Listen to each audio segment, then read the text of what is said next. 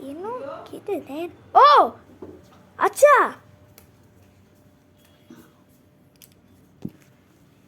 কি হলো? খেতে রাখছি তো কখন থেকে। ও চলে আয়। ও কি আছে দেখ। এখানে এখানে ভাত আর আলু পোস্ত, তাই তো? আর আজকে মাছের ঝাল আর মাছের যে টক।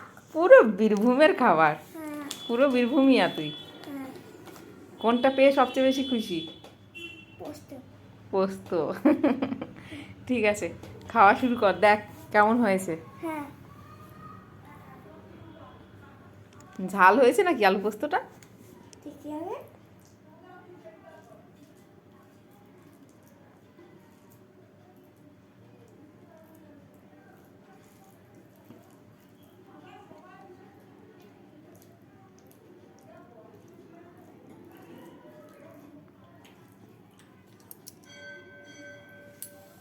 না, মাছের ঝালটা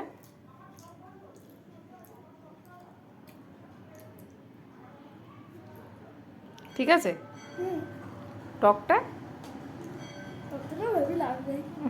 দিদুন করেছে ফাটাফাটি। ঠিক আছে, খাও। হুম।